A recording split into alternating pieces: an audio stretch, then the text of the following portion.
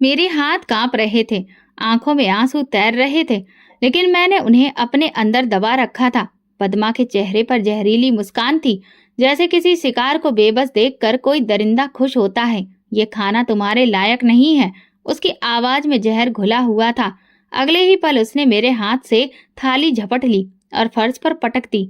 रोटी, सब्जी और चावल जमीन पर बिखर गए। मेरा पेट सुबह से खाली था। भूख की शिद्दत से मेरा सिर चकरा रहा था, मगर पद्मा के ठहाके मेरी बेबसी का मजाक उड़ा रहे थे। उठा लो, अगर इतनी ही भूख है तो जमीन से चुन चुनकर खा लो, उसने ताना मारते हुए कहा। मेरी आंखों में आंसू भर आए, मगर मैंने उन्हें गिरने नहीं दिया। मैं सीधा उसकी आंखों में देखने लगी और मजबूत आवाज में कहा, मेरी किस्मत मेरा भगवान लिख रहा है, तुम नहीं। ये मेरी जिंदगी का सबसे बड़ा सबक था जो मैंने इस लम्हे में सीखा। मेरी माँ की मौत को अभी 1 साल भी नहीं हुआ था। वो बीमार थी, बहुत ज्यादा बीमार, मगर घर में उसका हाल पूछने वाला कोई भी नहीं था। मेरे पिता बिजनेस के सिलसिले में अक्सर बाहर रहते और माँ दिन ब दिन कमजोर होती जा रही थी। फिर एक दिन वो हमें छोड़कर चली गई और मेरी दुनिया की हर रोशनी बुझ गई। माँ के जाने के बाद पिताजी ने दूसरी शादी कर ली। पद्मा बहुत हसीन थी और चालाक भी। शायद इसी वजह से पिताजी उसके जाल में फंस गए थे। शुरू के कुछ दिनों में ही मुझे अंदाजा हो गया था कि वो मुझसे नफरत करती है। तुम्हारी शक्ल भी नहीं देखनी है मुझे। अपनी माँ के साथ क्यों नहीं चली गई, वो अक्सर मुझसे कहती। पिताजी के सामने वो मीठे बोल बोलती, मगर जैसे ही पिताजी की नजरें हटती उसका लहजा बदल जाता। वो मेरी किताबें छीन लेती, यहाँ तक कि उसने मेरा स्कूल जाना भी बंद करवा दिया। अब मैं सिर्फ एक नौकरानी बन चुकी थी, जो सुबह से शाम तक घर के काम करती और फिर गालियां सुनती। तुमने ये सफाई सही से क्यों नहीं की? बर्तन ठीक से क्यों नहीं धोए? तुम बददिमाग, कामचोर और बेकार हो। पिताजी को शायद खबर भी नहीं थी कि उनकी बेटी नरक में जी रही थी, या फिर उन्हें खबर थी, लेकिन वे पद्मा के सामने कुछ भी कहने की हिम्मत नहीं रखते थे। आज जब उसने मेरा खाना जमीन पर फेंका, तब मुझे एहसास हुआ कि मैं कब तक ये सब बर्दाश्त करूंगी। मैं भी इंसान हूँ, मुझे भी जीने का अधिकार है। उस दिन मैंने तय कर लिया कि अब मैं जुल्म के आगे झुकने वाली नहीं हूँ। पिताजी के दिल में मेरे लिए जो भी थोड़ा बहुत प्यार बचा था, वो भी पद्मा की जहरीली बातों में दब चुका था। जब भी मैं उनके पास खाने के लिए जाती, तो वे या तो टाल देते या फिर सख्ती से डांट कर मुझे चुप करवा देते। एक दिन पद्मा ने फिर मुझे अपमानित किया। तुमने आज भी बर्तन सही से नहीं धोए, तुम्हें ये बात समझ में क्यों नहीं आती? मैंने बेबस होकर पिताजी की तरफ देखा और बस इतना ही बोल पाई, पिताजी, मैं। लेकिन इससे पहले कि मैं अपनी बात पूरी कर पाती, वे बोले, मैं अब और कोई शिकायत नहीं सुनना चाहता। उनका लहजा सख्त था और मैं चुप हो गई। कुछ दिनों के बाद पद्मा ने एक और फैसला सुना दिया। ये स्कूल नहीं जाएगी, ये बड़ी हो गई है, इसे घर के काम सीखने चाहिए। लेकिन इसकी पढ़ाई? पिताजी हल्के से बोले, पर पद्मा ने फौरन उनके कंधे दबाने शुरू कर दिए। पढ़ाई करके क्या करेगी? आखिरकार शादी ही तो होनी है। वैसे भी मैं अकेले इतना काम नहीं कर सकती। पिताजी चुप हो गए और मेरी दुनिया और ज्यादा बर्बाद हो गई। अब मेरा दिन सुबह सुबह शुरू होता। पद्मा मुझे जगा देती और कहती, जल्दी करो, चाय बनाओ। पूरा दिन बर्तन धोना, कपड़े धोना, झाड़ू लगाना और बदले में सिर्फ ताने और तंज सुनना ही मेरी जिंदगी बन गई थी। खाने के वक्त भी मुझ पर कोई दया नहीं की जाती। कभी थोड़ी सी सब्जी दी जाती, तो कभी बची कुची बासी रोटी। अगर मैं ज्यादा खाने को मांगती तो पद्मा की आंखें टेढ़ी हो जाती। ज्यादा खाने की आदत मत डालो, भीख पर पल रही हो। पिताजी सब कुछ देखकर भी अनजान बने रहे। एक दिन पिताजी ने बताया कि उन्हें कारोबार के सिलसिले में शहर से बाहर जाना है। मैंने उनकी आंखों में देखा, शायद वे एक बार मेरे सिर पर हाथ रख दे, लेकिन उन्होंने सिर्फ इतना कहा, पद्मा का कहना मानना, बदतमीजी मत करना। मैंने धीरे से सिर हिला दिया। पिताजी के जाते ही अगले ही दिन पद्मा ने फैसला कर लिया, ये लड़की इस घर में नहीं रहेगी। मेरा दिल धक्क से रह गया, मगर मैं कहाँ जाऊंगी? मैंने आंसू भरी आंखों से पूछा, भाड़ में जा, बस यहाँ से निकल। मेरा गिड़गिड़ाना बिल्कुल बेकार हो गया। कुछ ही पलों में मेरे हाथ में एक छोटा सा थैला था, जिसमें मेरे कुछ कपड़े और माँ की तस्वीर थी। दरवाजा जोर से बंद हुआ और मैं बाहर खड़ी रह गई। रात की काली स्याही मेरे दिल की स्याही जैसी थी। अब मैं कहाँ जाऊं? मेरे कदम बेबसी में आगे बढ़ने लगे। सर्दी की रात थी और मैं गलियों में अकेली भटक रही थी। पैरों में चप्पल तक नहीं थी और सड़क की सख्त जमीन मेरे वजूद से ज्यादा मेरे दिल को जख्मी कर रही थी। घर के दरवाजे पर जो आखिरी ठोकर मिली थी वो मेरे अंदर कहीं गहरी लग चुकी थी। मैं कहाँ जाऊं, ये सवाल मेरे दिमाग में गूंज रहा था, मगर इसका कोई जवाब नहीं था। मैंने एक सुनसान गली में एक बेंच देखा और बस वहीं पर दुबक कर बैठ गई। आंखों से आंसू बह रहे थे और पेट में भूख की आग लगी थी। कुछ ही देर बाद 3 बदमाश लड़के उस गली में आ धमके। ओहो, ये कौन है? उनमें से एक ने सीटी बजाई। मेरी रीढ़ की हड्डी में सर्दी की एक लहर दौड़ गई। मैं तुरंत खड़ी हो गई और दूसरी तरफ भागने लगी, मगर वे मेरा रास्ता रोकने लगे। कहाँ जा रही हो मैडम, अकेली रात में? दूसरे ने मुस्कुराते हुए कहा। मुझे जाने दो, मैंने सख्त लहजे में कहा, मगर मेरा लहजा लड़खड़ा गया। बदन मेरी बेबसी जाहिर कर रहा था। उन्होंने आगे बढ़ने की कोशिश की और मेरा दिल तेजी से धड़कने लगा। मैं पीछे हटने की कोशिश कर रही थी, लेकिन अचानक, खबरदार, आगे बढ़े तो, एक भारी आवाज गूंजी और सब लड़के सिहर गए। मैंने देखा कि एक बुजुर्ग महिला हाथ में छड़ी लिए खड़ी थी। उनकी आंखों में गुस्सा और चेहरे पर घिन दिखाई दे रही थी। शर्म नहीं आती तुम लोगों को, एक बच्ची को तंग करते हुए? दफा हो जाओ यहाँ से। लड़के बड़बड़ाते हुए पलट गए। मेरे लहजे में दर्द झलक रहा था। वो समझ गई और बोली, चलो मेरे साथ चलो। मैं नहीं जानती थी कि ये फैसला सही था या नहीं, मगर मेरे पास अब और कोई रास्ता भी नहीं था।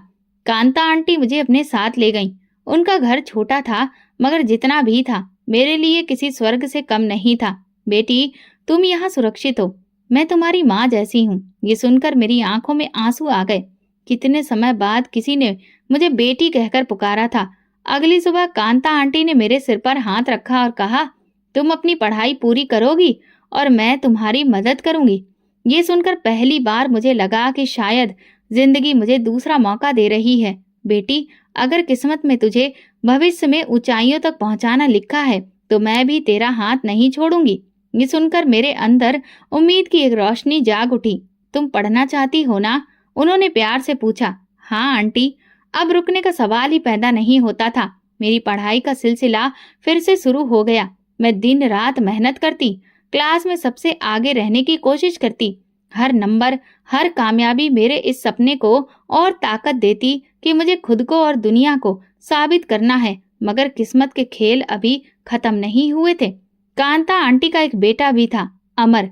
वो मौका परस्त, चापलूस और बड़ा ही स्वार्थी इंसान था, जो चाहता था कि उसकी माँ की पूरी जायदाद सिर्फ उसके कब्जे में रहे। ये कौन है? अमर ने पहली बार मुझे देखकर तिरस्कार भरे लहजे में पूछा। मेरी बेटी है, कांता आंटी ने जवाब दिया। इस पर उसके माथे पर तेवर आ गए। माँ, ये बेटी कहाँ से आ गई? ये हमारी जायदाद पर नजर गड़ाए बैठी है। मैं हैरत से कांता आंटी की तरफ देख रही थी। वो मुस्कुराई और बोली, अमर, अगर जायदाद की फिक्र है तो ऐसे मत करो। भगवान सब कर्म के हिसाब से देता है। मगर अमर कहाँ मानने वाला था। उसने मुझसे नफरत करना शुरू कर दिया। अब रोज बहाने बहाने से मुझे परेशान करता। ये लड़की तुम्हें बेवकूफ बना रही है माँ, यह हमें लूटने के लिए आई है। वो मेरी बेटी जैसी है, तुम्हें इससे दिक्कत क्यों है? क्योंकि ये हमारे लिए खतरा है। मैं चुप रही, मगर अंदर ही अंदर जानती थी कि ये इंसान मेरी जिंदगी को नरक बनाने की हर मुमकिन कोशिश करेगा और एक दिन उसे वो मौका मिल ही गया। माँ, ये लड़की चोरी करती है, अमर ने एक दिन अचानक ऐलान कर दिया। कांता आंटी हैरत से मेरी तरफ देखने लगी। क्या बकवास कर रहे हो अमर? उन्होंने गुस्से से पूछा। ये लो, खुद देख लो। मैंने खुद इसके कमरे में पैसे रखे थे और देखो, ये सब गायब है। मुझे तो लगा जैसे मेरे पैरों तले से जमीन खिसक गई हो। ये इल्जाम मेरी इज्जत और मेहनत पर एक हमला था, मगर अपनी सफाई में मैं बस 2 वाक्य ही कह पाई, आंखों में आंसू लिए। माँ, मैं निर्दोष हूँ। मेरे पैसे कमरे में रखे थे, लेकिन आज वो गायब है। और इस घर में नया कौन आया है भला? अमर ने उंगली मेरी तरफ उठाई। मैंने कुछ नहीं किया। मेरी आवाज कांप रही थी, मगर मेरे शब्दों में सच्चाई थी। कांता आंटी ने गहरी सांस ली। अमर, तुम्हें यकीन है कि तुमने अच्छी तरह देखा? हाँ माँ, और अगर यकीन नहीं तो उसके कमरे की तलाशी ले लो। ये सुनकर मुझ पर जैसे बिजली गिर गई। अमर के चेहरे पर वही मुस्कुराहट थी जो मेरी सौतेली माँ के चेहरे पर होती थी जब वो मुझे घर से निकालती थी। कांता आंटी ने मेरी तरफ देखा उनकी नजरों में हल्का सा शक था जो मेरे दिल को छलनी कर गया। ठीक है, देख लेते हैं। उनकी आवाज में नरमी थी, मगर मैंने भी महसूस किया। अमर मुस्कुराता हुआ मेरे कमरे में गया और पलंग के नीचे से एक लिफाफा निकाला। ये देखिए, ये मेरे पैसे हैं। मुझे लगा जैसे किसी ने मेरे वजूद को जीते जी जला दिया हो। ये झूठ है, मैंने बुलंद आवाज में कहा। कांता आंटी ने लिफाफा उठाकर ध्यान से देखा, फिर उनके चेहरे के रंग बदलने लगे। ये लिफाफा तो वही है जो मैंने तुम्हें दिया था अमर, तुम्हें याद है? इस पर मैंने निशान लगाया था। अमर के चेहरे का रंग पीला पड़ गया। माँ, आप गलत समझ रही हैं। नहीं अमर, मैं बिल्कुल ठीक समझ रही हूँ। उनकी आंखों में बेपनाह गुस्सा था। तुमने मुझे शक करने के लिए उकसाया। तुमने मुझे मजबूर कर दिया कि मैं अपनी बेटी जैसी बच्ची की सच्चाई पर सवाल करूं। अमर ने मेरी तरफ देखा और उसकी आंखों में शर्मिंदगी थी। हेमा, मैं बहुत शर्मिंदा हूँ, मुझे माफ कर दो। अमर की साजिश नाकाम हो चुकी थी, मगर इस घटना ने मुझे अंदर तक हिलाकर रख दिया था। ये दुनिया इतनी जालिम क्यों थी? क्यों लोग एक बेसहारा लड़की को हर हाल में गिराना चाहते थे? लेकिन मैं जानती थी कि अगर मैं गिर गई तो फिर कभी खड़ी नहीं हो सकूंगी, और मैं हारने के लिए पैदा नहीं हुई थी। कांता आंटी ने मेरे सिर पर हाथ रखा। बेटी, दुनिया में हर तरह के लोग होते हैं। कुछ तुम्हें नीचा दिखाएंगे, कुछ तुम्हें उठाएंगे। तुम्हें बस अपने रास्ते पर चलना है। उनके शब्द मेरे लिए उम्मीद की राह बन गए। मैंने खुद से वादा किया कि मैं अपनी पढ़ाई पर पूरा ध्यान दूंगी। फिर वो दिन आ गया जिसका मैं शिद्दत से इंतजार कर रही थी। मैट्रिक के इम्तिहान के लिए मैंने दिन रात मेहनत की, रातों को जाकर पढ़ाई की और खुद को दुनिया से काट लिया। परीक्षा खत्म हुई तो मैंने सुकून की सांस ली, लेकिन असली इम्तिहान तो अब शुरू होना था। रिजल्ट का दिन। मेरे दिल बहुत तेजी से धड़क रहा था। मैंने धड़कते दिल से अपना नतीजा देखा और जैसे ही मेरी नजर नंबरों पर पड़ी, मेरी आंखें हैरत और खुशी से फैल गईं। माँ, मैंने पूरे जिले में टॉप किया है। कांता आंटी ने मुझे सीने से लगा लिया। बहुत अच्छे बेटा, मुझे पता था कि मेरी बेटी सबसे आगे निकलेगी। मेरे लिए ये कामयाबी सिर्फ नंबरों की जीत नहीं थी, बल्कि उन तमाम लोगों के मुंह पर तमाचा था जिन्होंने कहा था कि मैं कुछ भी नहीं कर सकती, जो मुझे कुचलने के सपने देख रहे थे। उसी दिन कांता आंटी के एक पुराने जानने वाले सुरेंद्र साहब हमारे घर आए। वो एक बड़े ही पढ़े लिखे और ऊंचे दर्जे के इंसान थे। कांता आंटी के कहने पर वो मेरा रिजल्ट देखने आए थे। बेटा, तुम्हारी काबिलियत देखकर मुझे खुशी हुई। मैं तुम्हारे लिए स्कॉलरशिप का बंदोबस्त कर सकता हूँ। तुम्हें फिक्र करने की जरूरत नहीं, तुम्हारी पढ़ाई का खर्च मैं उठाऊंगा। ये सुनकर मैं हैरान और खुशी के मिले जुले एहसास में खो गई। क्या वाकई? मेरी आवाज कांप रही थी। हाँ, लेकिन शर्त यह है कि तुम अपनी मेहनत जारी रखोगी और कभी हिम्मत नहीं हारोगी। मैंने नम आंखों से सिर हिलाया।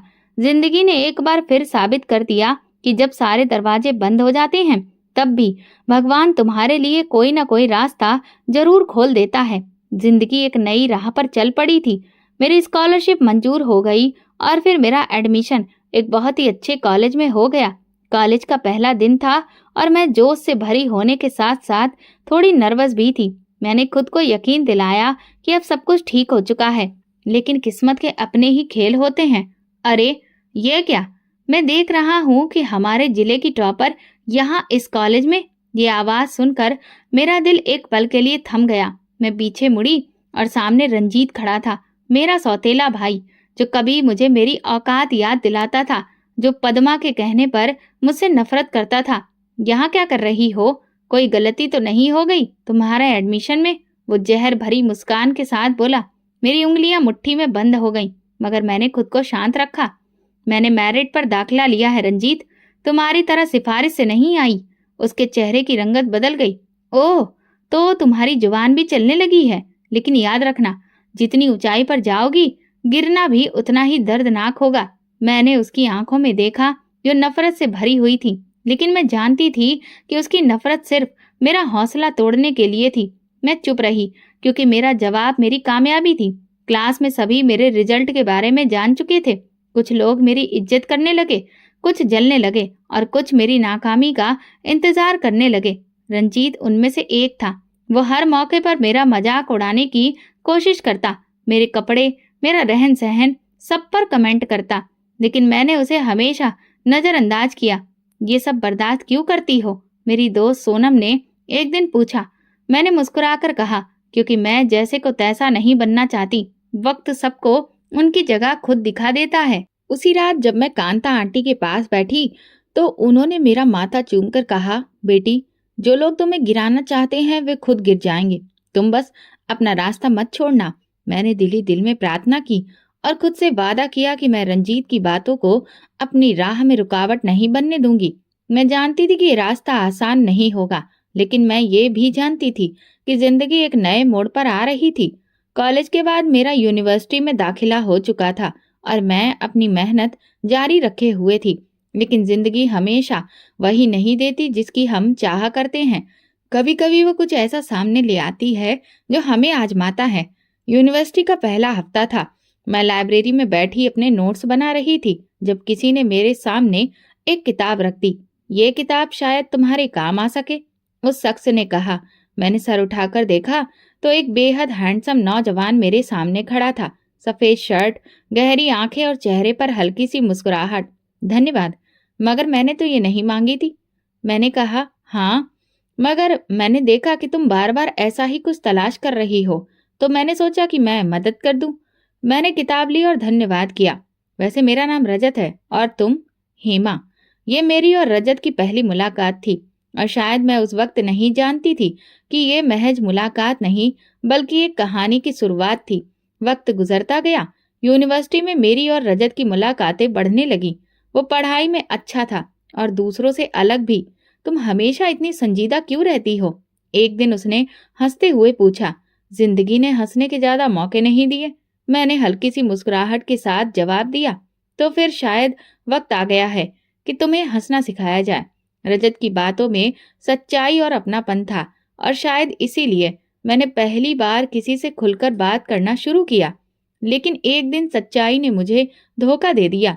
तुम्हें पता है, रजत की मंगनी बचपन में ही तय हो चुकी है, सोनम ने अचानक कहा। मेरे हाथ में पकड़ी किताब जमीन पर गिर पड़ी। क्या? हाँ, उसकी मंगेतर माँ ही बहुत अमीर घराने से है, बस कुछ रस्में बाकी हैं। मेरे दिल को एक जोरदार झटका लगा। मैं नहीं जानती थी कि यह खबर मेरे लिए इतनी जरूरी क्यों थी, मगर शायद कहीं न कहीं मैं रजत को एक दोस्त से ज्यादा महसूस करने लगी थी। उसी रात मैं बहुत देर तक छत पर बैठी रही। मैंने खुद को समझाया कि रजत और मैं सिर्फ दोस्त हैं और बस कुछ नहीं। मेरी जिंदगी में पहले ही इतनी सारी मुश्किलें हैं, मैं इन चीजों में नहीं पड़ सकती। लेकिन दिल को समझाना इतना आसान नहीं होता। मैंने खुद से वादा किया कि चाहे कुछ भी हो, मैं अपनी इज्जत, अपनी मेहनत और अपने सपनों को किसी के लिए नहीं छोड़ूंगी। यूनिवर्सिटी की जिंदगी अपनी रफ्तार से आगे बढ़ रही थी, मगर मैं जानती थी कि ये सुकून ज्यादा देर तक कायम नहीं रहने वाला। रजत की मंगेतर माही की मौजूदगी मेरे लिए खतरे की घंटी बजा रही थी। माही एक अमीर बाप की रईस बेटी थी जो खूबसूरती और गुरूर का चलता फिरता पुतला थी। उसके नजदीक दुनिया में दौलत ही सब कुछ थी और जो चीज वो चाहती थी उसे किसी भी कीमत पर हासिल कर लेती थी। शुरुआत में मुझे अंदाजा नहीं था कि माँ ही मेरे वजूद को अपने लिए खतरा समझ रही है, मगर जल्दी ही उसका रवैया बदलने लगा। पहले वो मुझे नजरअंदाज करती रही, फिर तंज कसने लगी। रजत को तुम्हारी दोस्ती की जरूरत नहीं है, वो तुम पर सिर्फ तरस खा रहा है, उसने कहा। मैंने उसकी बात को नजरअंदाज किया, लेकिन अंदर कहीं ना कहीं एक बेचैनी थी। तुम जैसे लोग हमेशा दूसरों की जिंदगियां बर्बाद करने के लिए आते हैं, मगर मैं तुम्हें ये मौका नहीं दूंगी। उसके शब्दों में दुश्मनी थी। मैंने जवाब देना चाहा, मगर फिर सोचा कि खामोशी ही बेहतर है। मैं उसकी तरह इतना नीचे गिरना नहीं चाहती थी। माही को अंदाजा हो चुका था कि मैं उसकी बातों पर ध्यान नहीं दे रही, इसलिए उसने मेरे खिलाफ एक खतरनाक चाल चलने का फैसला किया। एक दिन यूनिवर्सिटी में खबर फैली कि मेरे चरित्र पर सवाल उठाए जा रहे हैं। तुम्हें पता है हेमा, तुम्हारे बारे में बहुत अजीबोगरीब बातें हो रही हैं, सोनम ने घबराए हुए लहजे में मुझसे कहा। क्या मतलब? मेरा दिल धड़क उठा। कोई कह रहा है कि तुम रजत को फंसाने की कोशिश कर रही हो और तुम्हारा किसी और के साथ भी चक्कर है। मुझे ऐसा लगा जैसे किसी ने मेरे पैरों तले से जमीन खींच ली हो। ये सब झूठ है, मैंने कड़े स्वर में कहा। यही तो मुश्किल है हेमा, झूठ को अगर बार बार दोहराया जाए तो लोग उसे सच मानने लगते हैं। यूनिवर्सिटी में मेरे बारे में तरह तरह की बातें फैलने लगी थी। लोग मुझे अजीब नजरों से देखने लगे थे, कानाफूसी होने लगी थी कुछ लड़कियां मुझसे कतराने लगीं और कुछ खुलकर मेरे खिलाफ हो गईं। पता नहीं ऐसी लड़कियां यहाँ कैसे आ जाती हैं। कितनी शरीफ बनती थी, और अब देखो, मैंने चुप्पी साध ली। मगर ये सब मेरे लिए आसान नहीं था। माँ ही अपने मकसद में कामयाब हो रही थी। उसने एक कदम और आगे बढ़ाया और रजत के सामने मेरे खिलाफ बातें करना शुरू कर दी। रजत, तुम्हें पता है लोग क्या कह रहे हैं? मुझे परवाह नहीं है कि लोग क्या कह रहे हैं। तुम्हें परवाह होनी चाहिए। तुम्हारी इज्जत पर बट्टा लग रहा है। रजत ने उसकी बात को ज्यादा गंभीरता से नहीं लिया, मगर उसका रवैया थोड़ा सा बदला बदला लगने लगा। आखिरकार माही ने आखिरी वार कर दिया। एक दिन यूनिवर्सिटी में अचानक एक वीडियो वायरल हो गई, जिसमें मुझे एक लड़के के साथ खड़े होकर बातें करते हुए दिखाया गया था। वो वीडियो एडिट किया गया था, मगर इतनी होशियारी से कि आम लोग फर्क नहीं समझ सकते थे। देखो, मैं तो पहले ही कह रही थी, कितनी मासूम बन रही थी। मैंने अपने मोबाइल पर वीडियो देखी और मेरे हाथ कांपने लगे। ये सब एक सोचा समझा प्लान था। जब मामला ज्यादा बढ़ गया तो मैंने फैसला किया कि मैं अब चुप नहीं रहूंगी। मैं इल्जाम अपने सर नहीं लेने वाली थी। अगर मैं खामोश रही तो ये झूठ हमेशा सच समझा जाएगा। मैं सीधा यूनिवर्सिटी के डीन के पास गई और उन्हें बताया कि ये वीडियो झूठा है, सारे इल्जाम गलत हैं और मैं इसका सबूत ला सकती हूँ। डीन ने मामले की जांच का आदेश दिया। आईटी डिपार्टमेंट ने वीडियो की जांच की और जल्दी ही सच्चाई सामने आ गई। ये वीडियो एडिट किया गया है, ये जाली है और किसी ने जानबूझकर इसे बनाया है। यूनिवर्सिटी के सभी लोग हैरान रह गए। जो कल तक मुझे बदनाम कर रहे थे, आज शर्मिंदा खड़े थे। जब पूरी जांच हुई तो पता चला कि ये सब माही की चाल थी। वो खुद को बहुत होशियार समझ रही थी, लेकिन टेक्नोलॉजी ने उसे बेनकाब कर दिया था। ये तुमने क्या किया माही? रजत ने गुस्से में पूछा। मैं तो सिर्फ तुम्हें बचाने की कोशिश कर रही थी। वो घबरा गई। बचाने की या फिर खुद को सुरक्षित रखने की? तुमने हेमा को तबाह करने की कोशिश की, सिर्फ इसलिए कि तुम्हें अपना रिश्ता खतरे में लगता था। माही लाजवाब हो चुकी थी। माही को यूनिवर्सिटी से निकाल दिया गया। जब उसके माँ बाप को ये पता चला तो उन्होंने शर्मिंदगी के मारे उसे देश से बाहर भेज दिया। रजत ने मुझसे माफी मांगी, मगर मैं जानती थी कि ये सब मेरे लिए एक सबक था। दुनिया हमेशा तुम्हें गिराने की कोशिश करेगी, लेकिन अगर तुम सच पर टिके हो तो एक न एक दिन जीत तुम्हारी होगी। माही के जाने के बाद यूनिवर्सिटी में मेरे खिलाफ चलने वाली साजिशें दम तोड़ चुकी थी। वे लोग जो कल तक मुझे सबकी नजरों से गिराने की कोशिश कर रहे थे, अब चुप थे। मगर मैं जानती थी कि ये दुनिया किसी के लिए भी आसान नहीं होती। अगर एक बार मन हार गया तो कल कोई और मेरी राह में कांटे बिछाने के लिए तैयार होगा। माही के चले जाने के बाद रजत कुछ दिनों तक चुप रहा। फिर एक दिन उसने मुझे यूनिवर्सिटी के गार्डन में बुला लिया। हेमा, एक बात करनी है। कहो। मैंने उसकी आंखों में देखा। क्या तुमने कभी सोचा है कि हम दोनों? वो रुका और जैसे शब्द ढूंढने लगा। मेरा मतलब है कि मैं तुम्हें पसंद करता हूँ और मैं चाहता हूँ कि हम हमेशा साथ रहें, जिंदगी भर। मेरा दिल एक पल के लिए जोर से धड़का, लेकिन फिर मैंने खुद पर काबू पा लिया। रजत, ये सब मुमकिन नहीं है। क्यों नहीं? माही अब हमारी जिंदगी से जा चुकी है, तो हमें किसी का डर नहीं होना चाहिए। मैंने गहरी सांस ली। ये डर की बात नहीं है रजत, ये मेरी जिंदगी, मेरे सपनों और मेरी इज्जत की बात है। मैं अब तक बहुत कुछ सह चुकी हूँ और मैं नहीं चाहती कि मेरी पहचान सिर्फ किसी की पत्नी बनने तक सीमित रहे। मुझे अपने कदमों पर खड़ा होना है, खुद को साबित करना है। रजत ने हैरानी से मेरी तरफ देखा। क्या मोहब्बत की कोई अहमियत नहीं? मोहब्बत अपनी जगह है, मगर मेरी इज्जत और मेरे सपने मेरे लिए ज्यादा जरूरी हैं। उसके चेहरे पर मायूसी साफ नजर आई, मगर मैंने अपने फैसले पर कोई नरमी नहीं दिखाई। यूनिवर्सिटी की पढ़ाई पूरी होते ही मैंने नौकरी के लिए अर्जियां देना शुरू कर दी। मैंने एक बड़ी कंपनी में इंटरव्यू दिया और अपनी मेहनत के बल पर अपना मुकाम हासिल किया। कांता आंटी की आंखों में खुशी के आंसू थे जब मैंने उन्हें ये खबर दी। बेटी, आज तुमने साबित कर दिया कि सच्चाई, सब्र और मेहनत कभी बेकार नहीं जाती। मैंने उनके हाथ अपने माथे से लगा लिए। ये सब आपकी प्रार्थनाओं का नतीजा है माँ। नौकरी का पहला दिन मेरे लिए किसी सपने से कम नहीं था। मैंने जिस दुनिया के बारे में हमेशा सोचा था, अब मैं उसका हिस्सा बन चुकी थी। लेकिन मैं जानती थी कि ये सिर्फ शुरुआत थी। अभी मुझे बहुत आगे जाना था। जिंदगी एक बार फिर नई राहों पर चलने को तैयार थी। मैं एक अच्छी कंपनी में नौकरी कर रही थी। इज्जत, सेल्फ रिस्पेक्ट, इंडिपेंडेंस, वो सब कुछ हासिल कर चुकी थी जिसके लिए मैंने सालों तक मेहनत की थी। मैं अपने काम में व्यस्त थी जब एक दिन कांता आंटी ने मुझे एक खबर दी जिसे सुनकर पल भर के लिए मेरा दिल सहम गया। बेटी, तुम्हारे पिता का देहांत हो गया है। मेरा शरीर जैसे पत्थर का हो गया। मैंने धीमी आवाज में पूछा, और बाकी लोग? उनका कारोबार तबाह हो चुका है और पद्मा अब अपने बच्चों के साथ किराए के एक छोटे से मकान में रहने पर मजबूर है। ये खबर मेरे लिए अजीब थी। मैं नहीं जानती थी कि इस पर खुशी मनाऊं या अफसोस करूं। सोनम ने तंज कसते हुए कहा, वक्त ने उन्हें वो सबक दिया जो शायद कोई और नहीं सिखा सकता था। मगर मैं चुप रही। मैं जानती थी कि मेरे दिल में उस औरत के लिए रहम नहीं था, मगर क्या मुझे इस पर खुश होना चाहिए? एक दिन ऑफिस से लौटते समय मैंने किसी को अपने सामने खड़ा पाया। वो रंजीत था। उसकी आवाज में अजीब सी शर्मिंदगी थी। तुम यहाँ क्या कर रहे हो? मैंने ठंडे लहजे में पूछा। मैं तुमसे कुछ कहना चाहता हूँ। अब कहने को क्या बचा है? जब मेरी जिंदगी नरक बन रही थी तब तुम कहाँ थे? रंजीत की नजरें झुक गईं। मैं माफी मांगना चाहता हूँ। माँ बहुत बुरे हाल में है और मैंने पहली बार जिंदगी में सीखा है कि जो किसी के साथ बुरा करता है उसे खुद भी वही सहना पड़ता है। मैंने उसके चेहरे को ध्यान से देखा। वही रंजीत जो कभी मेरा मजाक उड़ाया करता था आज बेबस खड़ा था। और तुम्हें क्या लगता है कि मैं तुम्हारी मदद करूंगी? क्योंकि तुम मुझसे बेहतर इंसान हो, और शायद इसीलिए कि तुम जानती हो कि जब कोई बेबस हो जाता है तब उस पर रहम करना सबसे बड़ी जीत होती है। मैंने गहरी सांस ली। क्या मैं सच में उन्हें माफ कर सकती थी? ये वही लोग थे जिन्होंने मेरे साथ जुल्म किया था, मगर आज वही लोग मेरी दया के मोहताज थे। मैं जानती थी कि यह फैसला आसान नहीं होगा।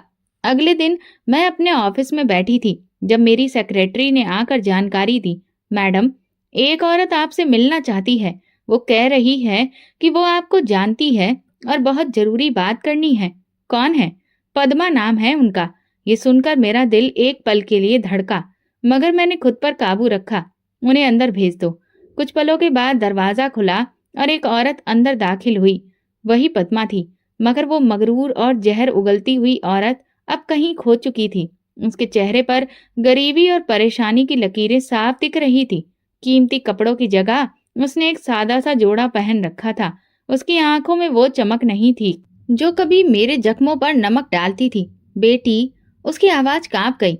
मुझे यकीन नहीं हुआ कि वही औरत थी जो कभी मुझे अपने कदमों की धूल समझती थी। यहाँ क्यों आई हो? मैंने सपाट लहजे में पूछा। मेरी गलतियों को माफ कर दो हेमा।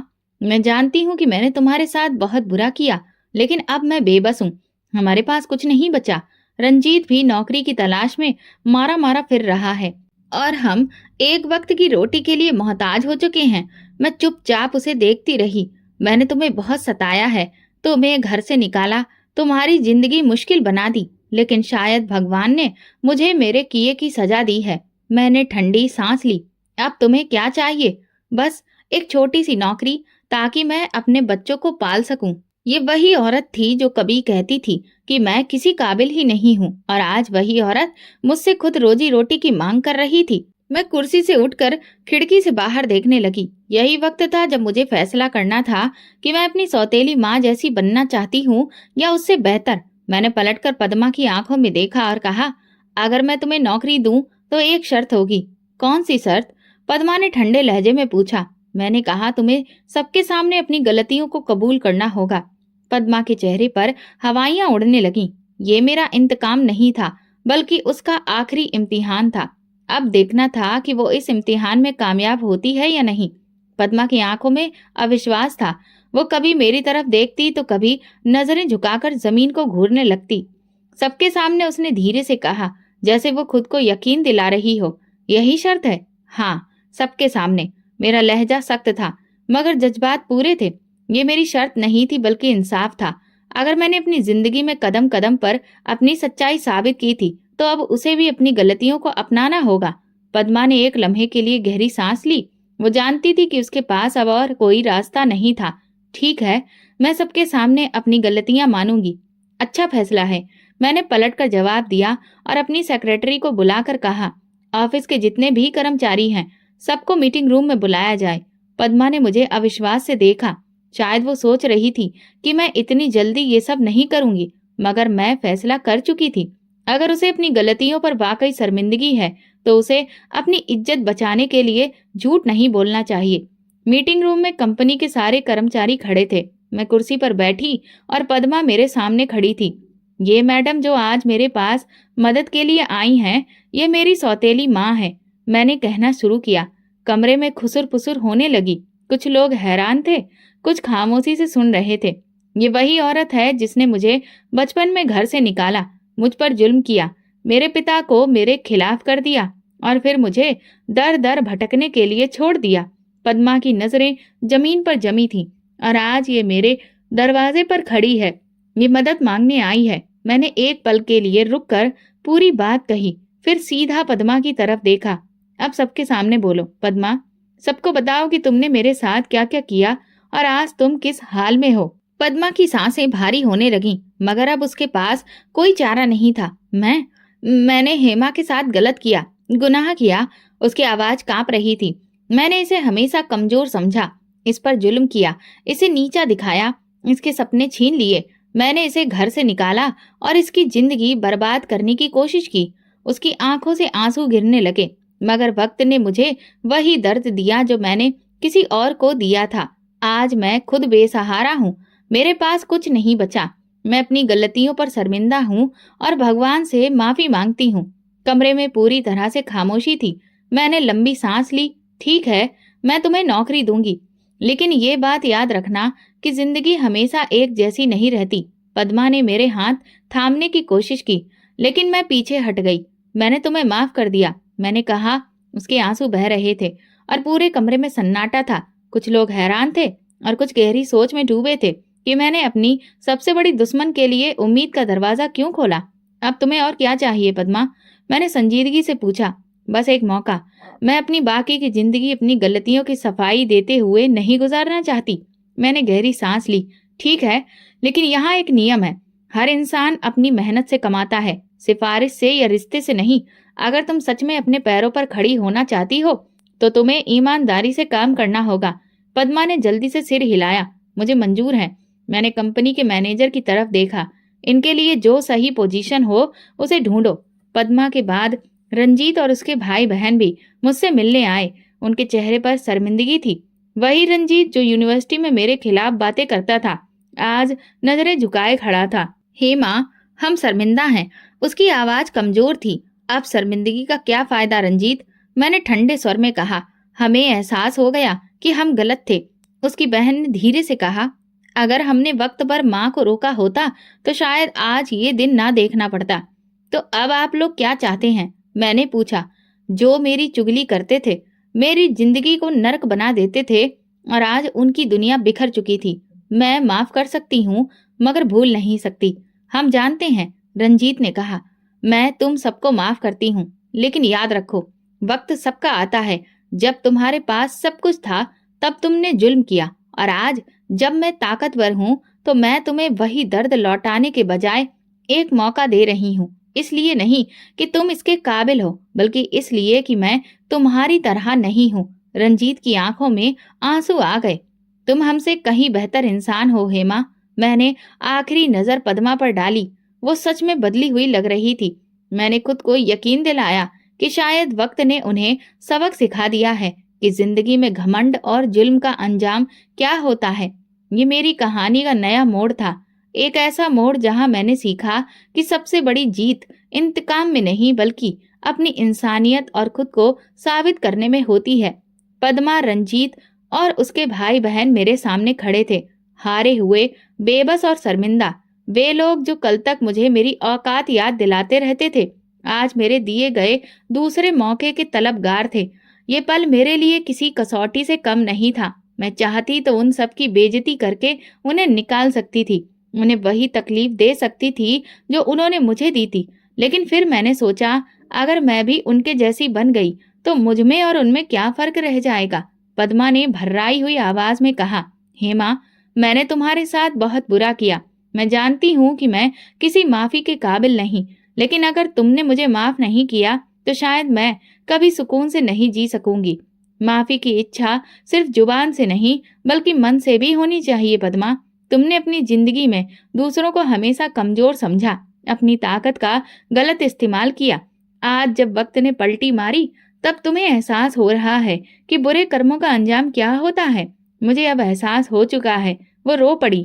अगर तुम वाकई अपनी गलतियों पर शर्मिंदा हो तो तुम्हें सिर्फ मुझसे नहीं बल्कि खुद से भी माफी मांगनी चाहिए। तुम्हें हर उस पल एहसास होना चाहिए जब तुम आईने में अपना चेहरा देखो और तुम्हें ये फिक्र हो कि तुमने कितनी जिंदगियां बर्बाद की हैं। रंजीत आगे बढ़ा। हेमा, मैंने तुम्हारा बहुत दिल दुखाया है।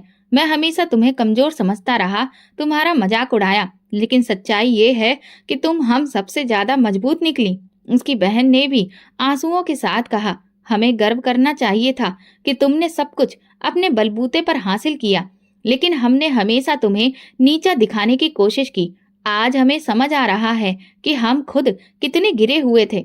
मैंने कुछ पल सोचा और फिर कहा, मैं तुम सबको माफ करती हूँ, लेकिन याद रखना, माफी मांगना आसान होता है मगर सच्चे दिल से बदलना मुश्किल। अगर तुम सच में बदले हो तो अपनी जिंदगी में वही गलतियां दोबारा मत दोहराना जो तुमने मेरे साथ की थी। रंजीत ने सिर झुका लिया। वादा करते हैं हेमा, ये मेरी जीत थी। ना तो मैंने पद्मा को जलील किया, ना रंजीत को नीचा दिखाया, बल्कि अपने नियमों और मूल्यों को कायम रखते हुए मैंने उन्हें माफ कर दिया, लेकिन उनकी दी हुई तकलीफ को हमेशा के लिए याद रखा। जिंदगी ने एक और परीक्षा ली थी और मैं उसमें कामयाब रही। अब मेरी पहचान सिर्फ पद्मा की सौतेली बेटी या एक लावारिस लड़की नहीं थी, बल्कि मैं कामयाब, मजबूत और स्वतंत्र लड़की बन चुकी थी। फिर एक दिन एक अनजानी सी मुलाकात हुई। बड़े ही लंबे समय के बाद तुमसे मिल रहा हूँ। मैंने सर उठाकर देखा तो सामने रजत खड़ा था। वही संजीदा मगर नरम लहजा, वही पुरानी कशिश। तुम यहाँ कैसे? मैंने हैरानी से पूछा। मैं हमेशा से यही था, बस तुमने ही खुद को व्यस्त कर लिया था। वो हल्का सा मुस्कुराया। लेकिन आज मैं तुमसे कुछ पूछने आया हूँ। मैं चुप रही। हेमा, मैं हमेशा तुम्हारी इज्जत करता रहा हूँ, तुम्हारी मेहनत को सराहा है, और आज भी मैं तुमसे वही सवाल करना चाहता हूँ जो मैंने सालों पहले किया था। मेरा दिल जोर से धड़क उठा, लेकिन मैंने खुद को संभाला। कौन सा सवाल? क्या तुम मेरे साथ जिंदगी गुजारना चाहोगी? मैंने उसकी आंखों में देखा, वो इंसान जिसने कभी मेरे खिलाफ किसी साजिश को जगह नहीं दी, जिसने हमेशा मेरी ताकत को सराहा, जो मेरी इज्जत को मेरी सबसे बड़ी खूबी समझता था। मैंने एक पल सोचा, यही वक्त था फैसला करने का। हाँ रजत, मैं तैयार हूँ। उसके चेहरे पर मुस्कुराहट आ गई, वो मुस्कुराहट जो बरसों बाद मेरी जिंदगी में खुशी लेकर आई थी। पद्मा, रंजीत और बाकी भाई बहन भी अपनी जिंदगी को ठीक करने में लग गए थे।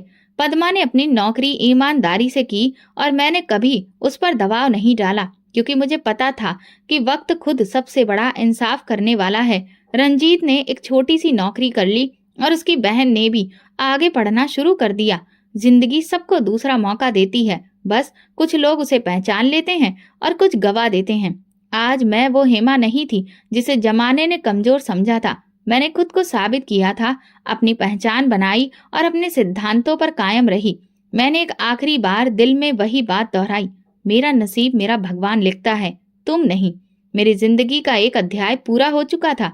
जिस सफर का आगाज मेरी माँ के देहांत और सौतेली माँ के जुल्म से हुआ था, वो आज एक खूबसूरत मंजिल तक पहुंच चुका था। अब मैं ना सिर्फ खुद मजबूती से खड़ी थी, बल्कि मेरी हालत ऐसी थी कि चाहूं तो दूसरों को माफ कर सकती थी या उन्हें उनकी गलतियों की सजा दे सकती थी। मैंने पद्मा को माफ कर दिया, लेकिन उनके बुरे रवैये को कभी नहीं भूली। माफी देना और अतीत को मिटा देना दोनों अलग बातें हैं। मैंने सिर्फ पहला रास्ता चुना। रजत और मेरी शादी सादगी से हो गई। वो इंसान था जिसने मुझे मेरी मजबूती की वजह से चाहा, मेरे सपनों को महत्व दिया, जिसने कभी मेरे चरित्र पर सवाल नहीं उठाया। मैं जानती थी कि ये फैसला सही था, क्योंकि मेरी खुशी और इज्जत उस इंसान के साथ सुरक्षित थी। हेमा, मुझे तुम पर गर्व है। शादी के बाद एक दिन रजत ने मेरा हाथ थाम कर कहा, मुझे भी खुद पर फक्र है कि मैंने अपनी जिंदगी अपने लक्ष्य के साथ गुजारी। मैंने जवाब दिया, पद्मा की जिंदगी में भी ठहराव आ चुका था। वो पहले जैसी घमंडी और सख्त दिल औरत नहीं रही। नौकरी ने उसे सिखा दिया था कि मेहनत करने वाले ही जिंदगी में आगे बढ़ते हैं और दूसरों का हक छीनने वाले एक दिन खुद बेबस हो जाते हैं। मैं जानती थी कि ये कहानी सिर्फ मेरी नहीं थी, दुनिया में न जाने कितनी ही ऐसी लड़कियां हैं जो अपनी सौतेली माँ के जुल्म का शिकार हो रही हैं, जिन्हें पढ़ने से महरूम किया जाता है, जिनके सपनों को तोड़ा जाता है। लेकिन मैं नहीं चाहती थी कि कोई और लड़की ऐसी तकलीफ सहे। इसीलिए मैंने ऐसा कदम उठाया जो मेरी जिंदगी का सबसे बड़ा मकसद बन गया। मैंने उन लोगों को सहारा दिया जो सौतेले रिश्तों, जुल्म, गरीबी या फिर किसी और मजबूरी के कारण अपने सपनों से अलग हो गए थे। मैंने एक संस्था खोली, एक ऐसा स्थान जहां वे बच्चे थे जिन्हें दुनिया ने ठुकरा दिया था, जिनके सपनों को रौंदा गया था। ये सब मैंने अपनी स्पीच में कहा। वहां पद्मा भी मौजूद थी। वो मेरी तरफ देख रही थी। उसकी आंखों में कृतज्ञता और भरोसा था। हेमा, तुमने वो कर दिखाया जो कोई सपने में भी नहीं सोच सकता था।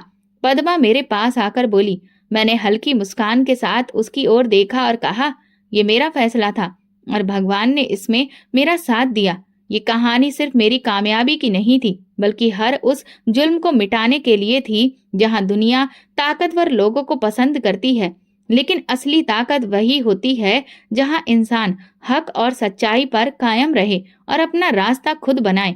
मेरा नसीब मेरा भगवान ही लिखता है और कोई नहीं। दोस्तों, अगर आपको हमारी कहानी पसंद आई हो तो कमेंट करके जरूर बताइए। वीडियो को लाइक करें और ज्यादा से ज्यादा शेयर करें।